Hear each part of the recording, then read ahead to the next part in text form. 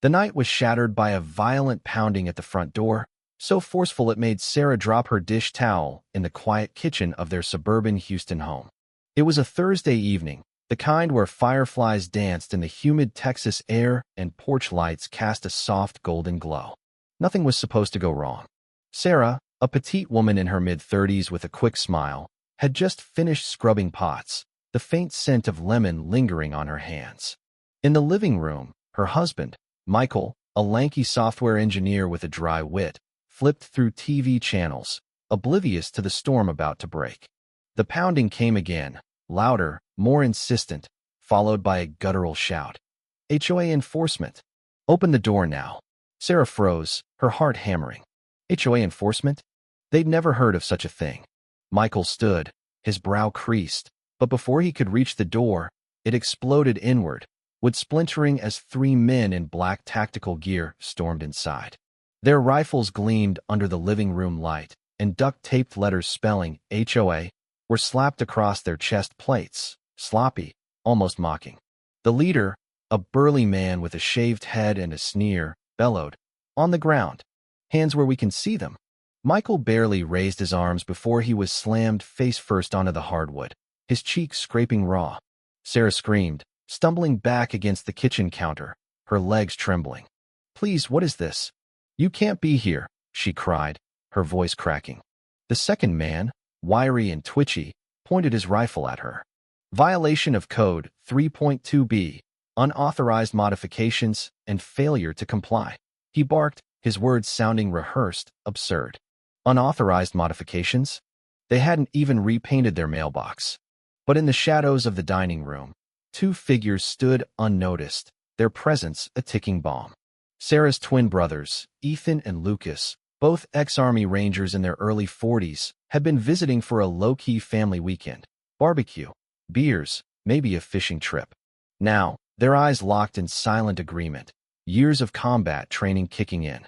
These intruders weren't cops. Their gear was mismatched, their movements sloppy, their authority a farce. And they had no idea who they were dealing with. Ethan's voice cut through the chaos, low and lethal. Sarah stepped back. Now, the lead intruder, later identified as Derek, smirked, leaning too close to Sarah. "Nice house, nice lady. Too bad it's not up to code." That was his mistake. In a blur, Ethan lunged, disarming Derek with a bone-snapping twist of his wrist. The rifle clattered to the floor. Lucas moved like a shadow, dropping the second man with a precise strike to the chest, sending him crashing into a side table. The third intruder fumbled for his weapon, but Ethan was already on him, pinning him face down in seconds. The room fell silent, the fake cops groaning, disarmed, and humiliated. Michael staggered to his feet, blood trickling from his lip. What the hell is going on? Sarah, shaking, grabbed her phone and dialed 911, her voice trembling as she reported the armed intruders. Ethan knelt over Derek, his knee pressing into the man's back. "You picked the wrong house, pal." Derek, spitting blood, muttered, "We're enforcing code. This is legal." Lucas scoffed, holding up a ripped HOA patch. "Legal? With duct tape and unregistered rifles? You're lucky you're still breathing." Sirens wailed in the distance, growing louder. The living room was a wreck.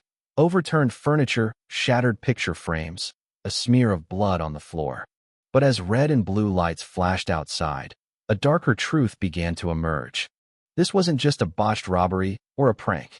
It was something bigger, something that would unravel a web of corruption and fear gripping the entire neighborhood.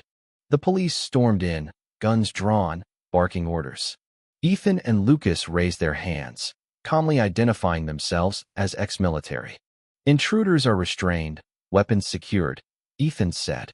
Detective Harper, a grizzled officer with a no-nonsense stare, surveyed the scene. He crouched beside Derek, pulling a laminated card from his vest. "Private Compliance Task Force." Harper snorted. "You're not the first to pull this stunt." Sarah's voice trembled. "First? What do you mean?" Harper's expression darkened. "Two other homes were hit this month. Same story, fake HOA badges, armed inspections. No one fought back until now." He glanced at Ethan and Lucas. "And no one had your skills." As the intruders were dragged away in cuffs, Derek's parting words sent a chill through the room. You think this is over? You don't know who you're messing with. Ethan's jaw tightened. Whatever this was, it wasn't random. Someone had turned their quiet neighborhood into a battlefield, and the real fight was just beginning. The next morning, a cream-colored envelope slid under their door. No stamp, no address, just a typed note on embossed letterhead. Community preservation notice. You resisted compliance. Sell your house, or we come back harder. At the bottom, a faint logo, a stylized KD, inside a shield. Sarah's hands shook as she handed it to Ethan. They're threatening us again. Detective Harper arrived within the hour, his face grim as he studied the letter. That's Karen Dalton's mark. She's the HOA president, a former corporate fixer with a knack for control. She's been strong-arming residents for years. Fines, threats, forced sales. You're the first to push back. He pulled out a binder filled with complaints. Families harassed, homes foreclosed, lives upended. Karen's operation was a machine, profiting by flipping properties through shell companies while hiding behind HOA rules. Ethan flipped through the binder, stopping at a list of high-risk homes. Their address was marked in red, labeled Target, Resistant. Lucas's eyes narrowed. This isn't an HOA. It's a damn cartel. Harper nodded. And Karen's the kingpin. But this letter? It's her first mistake. It's evidence. The neighborhood buzzed with whispers. Anonymous messages flooded Sarah's inbox from residents too scared to speak publicly. One woman had been fined $10,000 for a non-compliant fence. Another lost her home after Karen's task force fabricated noise violations. Ethan and Lucas tracked Karen's contractors, uncovering fake LLCs tied to a single Houston P.O. box. The paper trail led straight to her. Karen, meanwhile, was unraveling. From her pristine home at the neighborhood's edge, she monitored everything. Cameras on streetlights, private servers, a loyal crew of ex-security guards she called her compliance team. But the arrest of her men and the growing rebellion sparked panic. She called an emergency HOA meeting, ranting about radical residents threatening community stability. Unbeknownst to her, a board member recorded it all, leaking it to Harper. Karen's voice was venomous. If they push me, I have people who can make them disappear. That recording was the final nail. At dawn, unmarked SUVs surrounded Karen's house.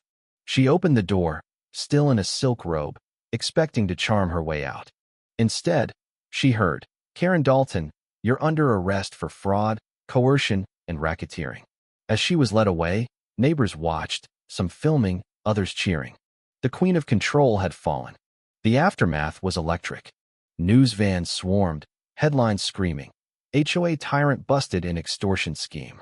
At a community forum, residents shared their stories, fines that bankrupted them, threats that silenced them. Sarah stood up, her voice steady. We were afraid, but fear only works if we stay quiet. Let's rebuild this place together. Applause erupted, raw and defiant. Weeks later, the neighborhood felt different. Old HOA signs were gone, replaced by a simple flag Sarah designed, blue stripes on white, symbolizing unity and vigilance. Neighbors waved again, shared tools, held potlucks. Karen's assets, $1.8 million in laundered funds, were seized, and more arrests loomed. But for Sarah, Michael, Ethan, and Lucas, the victory was deeper. They'd reclaimed their home, their community, their fight. As the sun set, Sarah sat on her porch, sipping tea. Ethan joined her, his voice quiet. People like Karen never stop. They just move on, find new prey. Sarah nodded. Then we stay ready. We teach each other to fight back. Lucas grinned, tossing his duffel bag by the stairs. HOA warfare. Who'd have thought? What do you think?